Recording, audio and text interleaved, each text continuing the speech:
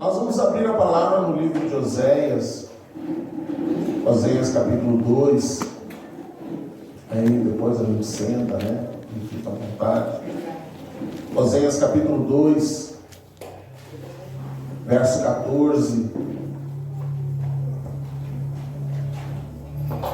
Aleluia. Glória a Deus. Oséias 2, 14.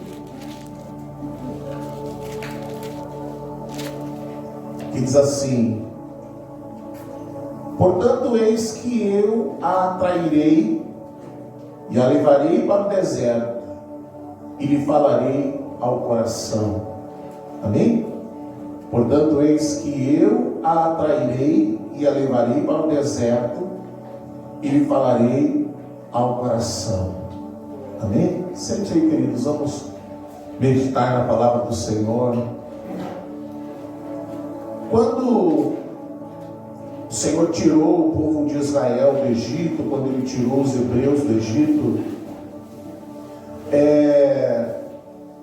foi algo assim muito tremendo, algo muito sobrenatural. E quando a gente abre lá o livro de Êxodo e a gente lê a forma como o Senhor tirou o povo de Israel, a maneira como o Senhor tirou o povo de Israel, todas as suas manifestações sobrenaturais, desde a preparação, quando Ele preparou um ambiente, quando Ele preparou um ambiente sobrenatural durante as pragas, onde a praga vinha sobre os egípcios, mas não entrava na terra de Gozem, não entrava no lugar onde o povo de Israel habitava, onde os hebreus habitavam. As pragas não entravam naquele ambiente. Depois o Senhor os tira, depois da última praga, quando ele quebra o coração de Faraó. E a gente lê isso e a gente fica tão impressionado como Deus trabalha um propósito. Porque a gente podia dizer, mas esse Faraó era muito teimoso, esse Faraó era muito ruim, era muito duro de coração. Mas várias vezes a gente lê que quem endurecia o coração de Faraó era o próprio Deus. Deus queria tratar com aquela nação por conta das injustiças que eles cometeram contra o seu povo. Então Deus endurecia o coração de Faraó para trazer juízo sobre eles.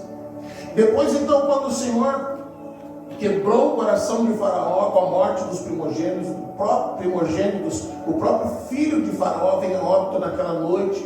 Nas casas de todo o Egito houve choro, houve pranto, houve dor, houve desespero, houve angústia. Desde os animais até os homens, todos os primogênitos morreram naquele dia, naquela madrugada. E antes do dia clarear, o Faraó libera o povo para sair do Egito. E aí, queridos, a gente às vezes é tentado a pensar que, de alguma forma, o Senhor foi pego de surpresa quando ele sai do Egito. E aí, eu até vou ler o texto aqui para você em Êxodo capítulo 13, quando o Senhor ele monta uma estratégia. Ele monta uma estratégia para retirar o povo de Israel do Egito. 13, verso 17, diz assim, 13 e 17 de Êxodo: tendo o Faraó deixado ir o povo, Deus não o levou pelo caminho da terra dos filisteus, posto por ser mais perto, pois disse, para que porventura o povo não se arrependa, vendo a guerra, e torne o Egito. Havia guerra na terra dos filisteus. O caminho mais rápido, o caminho mais, vamos dizer assim, o caminho normal. Mas Deus não age pelo caminho normal. Então ele disse, eu não vou levá-los pela terra dos filisteus, não vou levá-los pelo deserto. Porém, Deus fez o povo rodear pelo caminho do deserto, perto do Mar Vermelho. E arregimentados subiram os filhos de Israel do Egito. Eles saem, e o verso 22 diz assim, nunca se apartou do povo a coluna de nuvem durante o dia, nem a coluna de fogo durante a noite. Quando eles saem do Egito, quando eles são praticamente expulsos do Egito, a palavra diz que houve um pânico, houve um medo, houve um temor tão grande nos egípcios, que naquela saída, naquela madrugada em que o povo de Israel vai sair, eles praticamente saquearam o Egito. Todo o ouro, os bens, os valores, a riqueza dos egípcios, eles deram, eles entregaram para os hebreus, eles entregaram para aquele povo. Tudo que havia de valor foi entregue. E eles saem dali, e a partir do momento em que eles saem do Egito, em que eles estão se deslocando para fora do Egito, inicia uma etapa tão marcante que vai continuar acontecendo por 40 anos. 40 anos em que a nuvem, ela esteve acompanhando Israel. Por 40 anos a nuvem trouxe proteção à noite e trouxe proteção durante o dia. Por 40 anos, sem falhar um único dia, esse povo experimentou no deserto toda sorte de milagres que se possa imaginar, que se possa ver como Deus fez isso. Se a gente continuar no capítulo 14, que relata a forma como Deus trouxe o juízo sobre os egípcios, capítulo 14, verso 10, ele diz assim: e chegando o faraó, os filhos de Israel levantaram os olhos, e eis que os egípcios vinham atrás deles, e temeram muito. Então os filhos de Israel clamaram ao Senhor. O verso 13, eu vou ler alguns, não vou ler todos para não demorar. O verso 13, Moisés, porém, respondeu ao povo: não temais, aquietai-vos e vede o livramento do Senhor, que hoje vedes. Deixa eu ver, 13. Porém, respondeu o Senhor: não temais, aquietai-vos e vede o livramento do Senhor, que hoje vos dará, porque os egípcios que hoje vedes, nunca mais os tornareis a ver. Verso 15, disse o Senhor a Moisés: por que clamam a mim? Dize aos filhos de Israel que marchem. Deus fez com que eles fossem acampar na beira do Mar Vermelho. E antes que você pergunte se o Mar Vermelho é vermelho, ele não é vermelho. O Mar Vermelho é só o nome.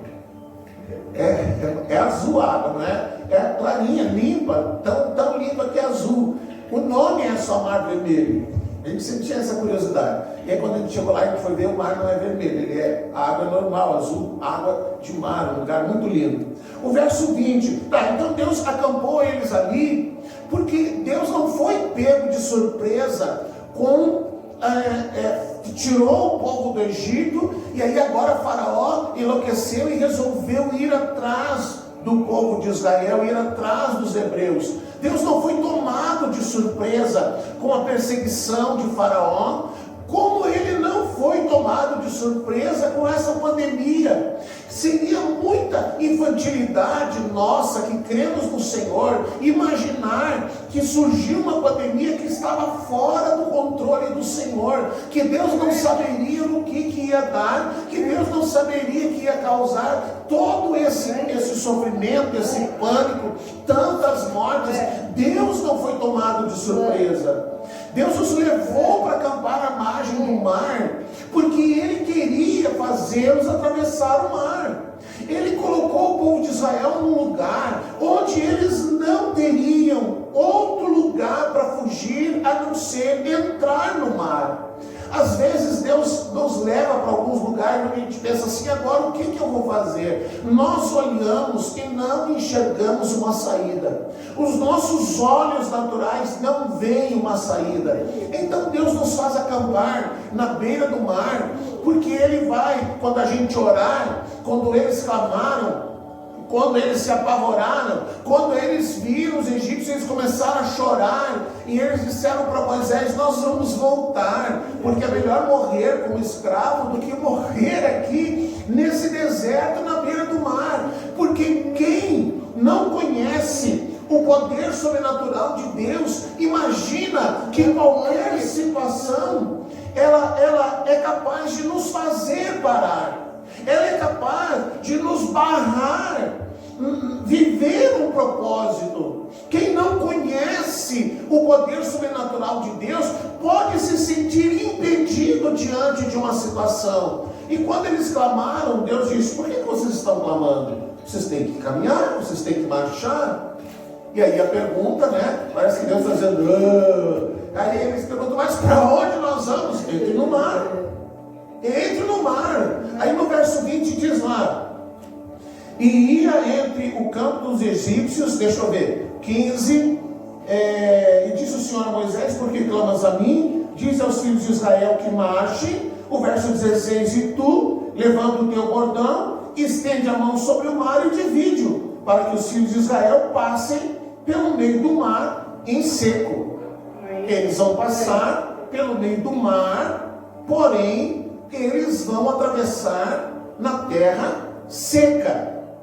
Então o mar vai se abrir, não vai ter lama, não vai ter barro, não vai ter um pouco de água, não vai ser uma parte alagada. Eles vão passar na terra seca. Você consegue imaginar isso? O mar se abre, um mar que tem, sei lá, 25, 30, 40, 50 metros de profundidade. Esse mar se abre de uma ponta a outra, levantam-se muros, muralhas de água de um lado direito e de um lado esquerdo, mas o lugar em que você vai passar está seco. Você consegue imaginar uma doideira dessa? Não, a gente não consegue imaginar isso. E aí diz a palavra que no verso 20, ele ia entre o campo dos egípcios e o campo dos hebreus, porque a palavra diz assim, ó: a nuvem que ia diante deles, ela se colocou agora atrás. A nuvem ficou entre os hebreus e os egípcios. Para os egípcios ela era escuridão, e para os hebreus ela era luz. Você sabe o que é isso? Que doideira é essa? Nem em Hollywood, nos seus filmes de efeitos especiais, os caras não conseguem fazer um troço desse. Para um lado era escuridão, para o outro lado era luz, trazia claridade, de maneira que os egípcios não enxergavam os hebreus e os hebreus não enxergavam os egípcios. E aí o verso 20 diz: ia entre o campo dos egípcios e o campo de Israel. A nuvem era escuridade para aqueles, e para estes esclarecia a noite, de maneira que em toda a noite este e aquele não puderam aproximar-se.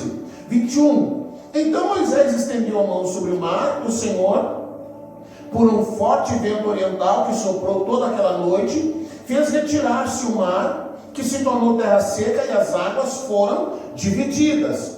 Verso 26. Disse o Senhor a Moisés: estende a mão sobre o mar, para que as águas se voltem sobre os egípcios, e sobre os seus carros, e sobre os seus cavaleiros. Então Moisés estendeu a mão sobre o mar, e o mar, ao romper da manhã, retomou a sua força. Os egípcios, ao fugirem, foram de encontro a ele, e o Senhor derrubou os egípcios no meio do mar. 27, já foi. 28, e voltando os egípcios, voltando as águas, cobriram os carros, os cavaleiros de todo o exército de Faraó, e os que os haviam seguido no mar, nem ainda um deles ficou. Mas os filhos de Israel caminhavam a pé enxuto pelo meio do mar, e as águas lhes eram quais muros, à direita e à esquerda. Assim o Senhor livrou Israel naquele dia da mão dos egípcios. E Israel viu os egípcios mortos na praia do mar, e viu Israel o grande poder que o Senhor exercitara contra os egípcios, e o povo temeu ao Senhor e confiou no Senhor e em Moisés, seu servo. Deus não foi tomado de surpresa. Ele não foi tomado de surpresa.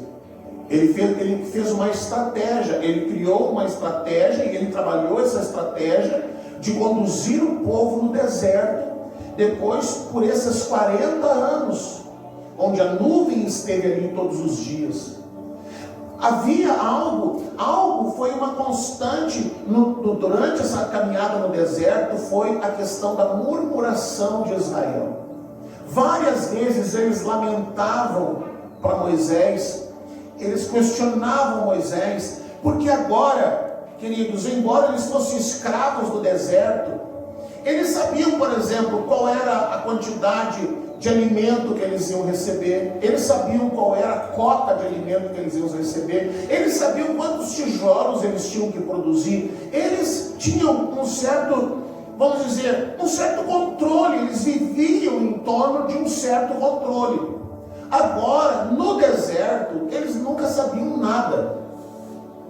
Eles nunca sabiam nada. Eles não sabiam se a nuvem ia se mover naquele dia ou não ia se mover. Eles não sabiam para onde eles iam. Eles não sabiam o que eles iam comer. Eles não sabiam nada. Então, sempre que surgia uma situação nova, diferente, levantava-se uma murmuração, uma queixa. Sabe o que quer dizer murmuração?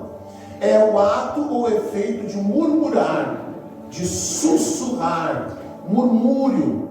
Uma conversa entre muitas pessoas sobre alguma coisa sem importância, mexerico, boato. Isso foi uma marcante em toda a sua caminhada no deserto, porque eles queriam ter o controle. Eles chegaram a dizer para Moisés: porque lá no Egito a gente comia cebola, agora a gente tem que comer esse pão aí que Deus nos dá. Eles chegaram a dizer que o maná era um pão vil, era algo assim que era insuportável. E você sabe que lá no deserto, uma das figuras de Cristo era o maná, o pão que veio do céu.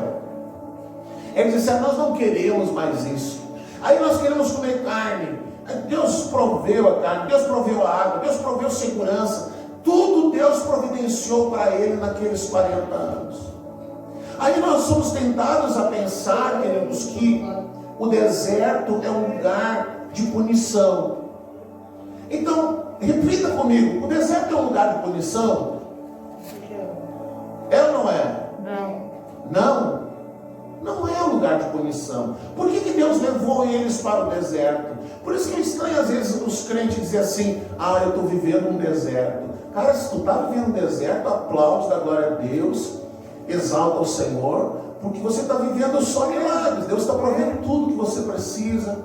Ele está provendo tudo que você necessita. Ele está te provendo a roupa, o alimento. Ele está provendo meios de saldar os teus compromissos. Deserto não é lugar de sofrimento, não é lugar de sacrifício, não é lugar de dor, mas é um lugar onde Deus nos leva para ter privacidade, para a gente aprender a confiar nele. É para isso que Deus leva para o deserto, para que a gente aprenda a confiar nele, para que a gente aprenda a crer.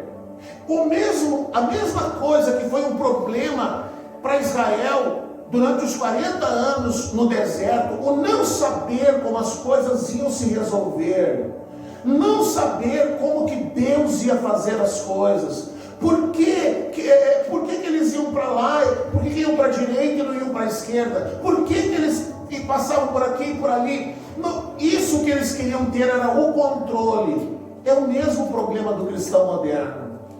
Quando Deus pega o cristão moderno e leva para o deserto, Ele quer ensiná-lo a confiar no Senhor. Ele quer levá-lo para um lugar de privacidade. Por que Deus pegou o povo de Israel e levou para o deserto? Não tinha nação, não tinha nada, era só eles e Deus. Um lugar de privacidade, para ensiná-los, para tratar com eles, para manifestar o seu amor, para com o seu povo. Então você que é pai e mãe, teus filhos aí, você imagina o seu filho, quantas vezes no ano você compra roupa para o seu filho, para a sua filha? Quem tem menino, então, cada vez é uma balaiada. Tem que ser a sandalinha que combina com a saia, que combina com a blusa, que combina com o laço de cabelo, que combina com o brinco, que combina com não sei o quê. Cada vez é uma sacolada de coisas. Aí Deus leva o povo para o deserto, e por 40 anos esses pais não tiveram que comprar roupa para os filhos. O filho saiu de casa com um titiquinho de nada, quando saiu do deserto. Quando eles entram em Canaã, é um homem, é uma mulher, já casaram, já constituíram família, e nunca gastou a roupa, nunca estragou o calçado. Você consegue entender isso? Deus levou esse povo para o deserto para lhes mostrar do seu amor e da sua misericórdia. O problema é que Deus quer nos mostrar o seu amor e misericórdia e nós queremos ter controle. Nós queremos que Deus nos diga: ó, amanhã é segunda-feira, essa semana vai acontecer assim, vai acontecer assim, vai acontecer assim, assim, desse jeito, daquele jeito. Aí a gente diz: tá bom, Senhor, pode ser assim, desse jeito tá bom. Deus nunca vai nos perguntar como nós queremos a semana, como nós queremos resolver as coisas, de que maneira que você acha melhor que Ele te ensine alguma coisa. Ele vai tomar a sua decisão pela sua soberania, e no meio daquele período de deserto, Ele vai nos ensinar sobre o seu amor e a sua misericórdia. Aí a palavra de Deus diz que todo esse tempo, toda essa situação onde Deus nunca entregou para eles um roteiro, Deus nunca entregou para eles um cronograma, Deus simplesmente levantava lá um dia e a nuvem se movia, e aí eles tinham que rapidamente desmontar os seus acampamentos e sair. Outra coisa interessante, querido, que mostra em muitos filmes, às vezes que aparece, do povo no deserto, o povo marchando no deserto, aparece aquele povo assim, tudo amontoado, tudo bagunçado, uma tripa de gente assim, andando desordenadamente, andando de qualquer jeito no deserto. Não era assim. Havia ordem, havia organização. Eles se organizaram no deserto, nas suas marchas e na forma de fazer o acampamento. O tabernáculo ia ao meio e as tribos se colocavam à volta do tabernáculo. Quando a nuvem se movia, eles rapidamente desmontavam, ficando tribo com tribo, família com família, todos juntos, de uma forma organizada. Quem olhasse de longe não enxergava uma tripa de gente assim andando, uns lá na frente, outros lá atrás, outros não sei o que. Não era assim. Não era dessa forma.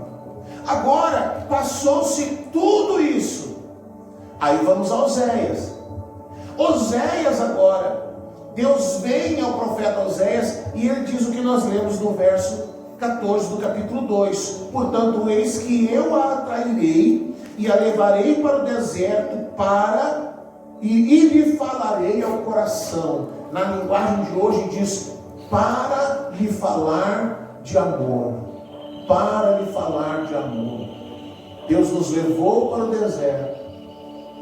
Deus nos leva para o deserto, que não é sofrimento, que não é, ai meu Deus, eu estou vivendo esse deserto, para nos falar do seu amor, para nos mostrar que Ele é o provedor, para nos mostrar que Ele cuida das coisas da nossa vida, para nos mostrar que Ele nos guarda, que Ele nos protege, para nos mostrar que Ele é Deus, que Ele é o Senhor, e que se alguma coisa acontece na nossa vida, se alguma coisa acontece na nossa caminhada, Deus não é tomado de surpresa.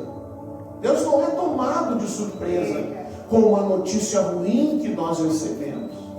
Nós às vezes nos surpreendemos com as coisas que acontecem.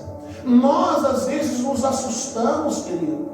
Nós às vezes somos tomados de pânico, mas Deus não foi tomado de surpresa. Há 5 meses atrás, quando começou essa pandemia, Deus não botou a mão na cabeça e disse: meu Deus do céu, e agora? O que eu vou fazer? E o meu povo que está aí na terra, como é que eu vou fazer agora? Meu Jesus amado, esse vírus vai matar todo mundo. Deus não foi tomado de surpresa. Nós sim. Nós nos assustamos. Nós começamos a nos perguntar: como é que eu vou me sustentar? Como é que eu vou pagar minhas contas? Vai parar tudo, vai fechar tudo. E agora? Eu vou ficar desempregado? Como é que eu vou fazer? Isso, provavelmente, todos nós nos preocupamos. Mas Deus lá no céu ficou olhando e dizendo: mas até parece que vocês não sabem, que eu sou Deus. Eu sou Deus. Eu vou cuidar de todas as coisas. Eu vou proteger. Eu vou prover. Eu vou guiar, eu vou conduzir. Eu vou levá-los para o deserto, para um lugar de intimidade. Para falar-lhes do meu amor. Falar-lhes do meu amor. Aí você vê, quando ele fala para Oséias, ele usa termos que falam de um relacionamento. Falam de um relacionamento. No verso 19, diz assim, 2:19 de Oséias, se você não voltou para lá ainda: desposar-te-ei comigo para sempre. Desposar-te-ei comigo para sempre. Desposar-te-ei comigo em justiça, e em juízo, e em benignidade, e em misericórdias. Desposar-te-ei comigo em fidelidade, e conhecerás o Senhor. No meio do deserto, ele diz: você vai me conhecer.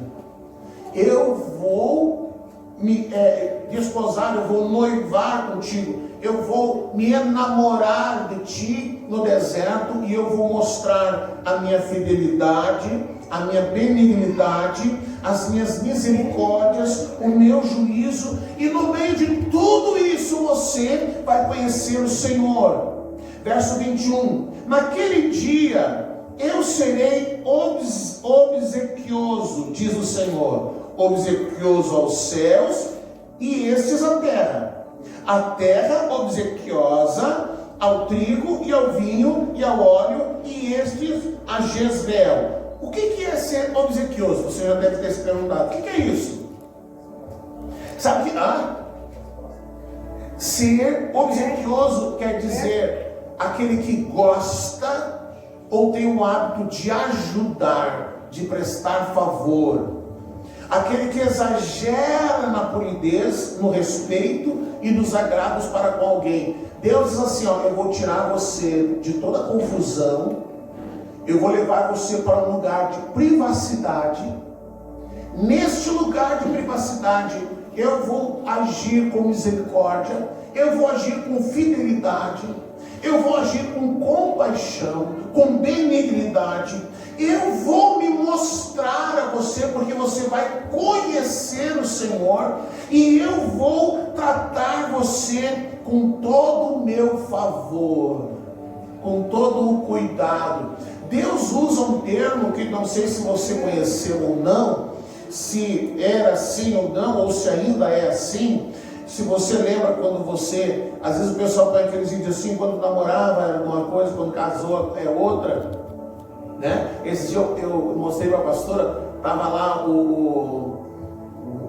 a tigresa deitada, o tigre veio se encostar assim, daí dizia assim: quando estou namorando. Aí depois estava lá a leoa deitada, o leão vem todo proso assim para deitar, e quando ele deita ela sai e ele cai no chão. Aí diz assim: quando é casado.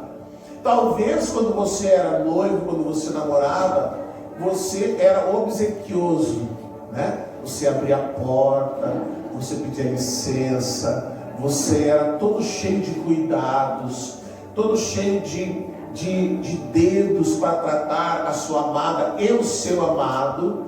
E aí Deus diz assim: eu vou levar você para o deserto para falar do meu amor, e eu vou mostrar para você o meu favor. Agora, nós estamos no deserto. Ele nos levou para o deserto. E nesse tempo de deserto, nesse tempo onde Deus quer nos ensinar muitas coisas, a gente tem que aprender a confiar nele. Se ainda não aprendemos, a crer nele, a descansar nele, a se enamorar dele e a ter essa privacidade com o Senhor. Esse relacionamento, veja que Deus usa termos de relacionamento. Eu vou me desposar, eu vou ser obsequioso, eu vou ser cuidadoso, eu vou ter o prazer de mostrar e de prestar favores a você. Mas você precisa ir para o deserto. Você precisa sair de toda a correria, de toda a agitação e parar para estar comigo. Você sabe que um dos problemas que estraga muitos relacionamentos, muitos casamentos, é a rotina. Quando a rotina ela se torna algo maçante e estar casado parece que são dois estranhos. A rotina de todo dia, toda isso, tudo aquilo, não namora mais, não tem mais um tempo de intimidade, um tempo de relacionamento, de namoro. Deus diz assim, olha, aqui não, meu filho, eu vou te levar para o deserto e eu vou te ensinar, eu vou estar contigo a sós, eu vou ter um relacionamento contigo, eu vou me enamorar de ti, eu vou me desposar de ti, e lá você vai me conhecer. É isso que o Senhor quer. Que quem sabe daqui a quanto tempo vai terminar essa pandemia, você possa olhar para trás e dizer, puxa vida, que tempo bom que foi aqueles dias de pandemia, quando eu finalmente descansei no Senhor, quando eu finalmente pude conhecer o Senhor no meio de toda aquela situação, no meio de toda aquela insegurança, no meio de toda aquela incerteza. Eu pude conhecer o Senhor e eu pude ver que Ele cuidou de mim, Ele prestou o seu favor a mim, Ele estendeu as suas benignidades para comigo. Eu pude conhecer mais de Deus no meio de toda aquela pandemia. Às vezes a gente pensa que já sabe tudo e vem Deus e nos leva para um lugar de deserto e diz, você ainda não conhece nada, você ainda precisa estar a sós comigo. Veja, essa é a mesma figura do que Jesus diz em Mateus 6, quando ele fala sobre oração. Entra no teu quarto, entra num lugar de privacidade. É por isso, queridos, que relacionamento, que intimidade, você não sai falando para todo mundo. Ninguém faz propaganda. Põe lá no Face, hoje eu vou namorar com a minha esposa. Você já viu alguém colocar isso lá no Face? Não, cara. Ninguém fala da intimidade. Ninguém fala de intimidade. Por que não fala de intimidade? Porque a intimidade é privacidade. Se vem a público, aí é prostituição e é pornografia. Não é? E aí, se tratando do relacionamento com Deus, eu muito fiz isso, graças a Deus que me libertei. Hoje vou orar na madrugada. Hoje eu vou começar tantos dias de jejum.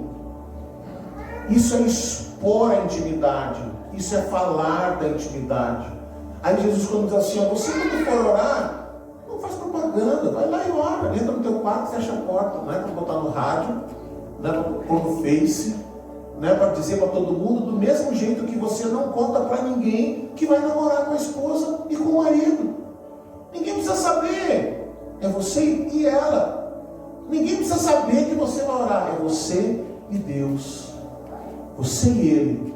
Depois, o resultado daquele encontro com o Senhor, Ele diz, isso vai ser conhecido publicamente. Isso vai ser conhecido publicamente. Todo mundo sabe que o Samuel namora com a Carol porque eles têm a Sofia. É público isso. Todo mundo sabe que vocês tiveram seus filhos. Não é filho de abóbora, não nasceu não nasceu na horta, não nasceu no pé de couve. Isso é fruto de intimidade, de um relacionamento. Isso é fruto de um relacionamento, de intimidade.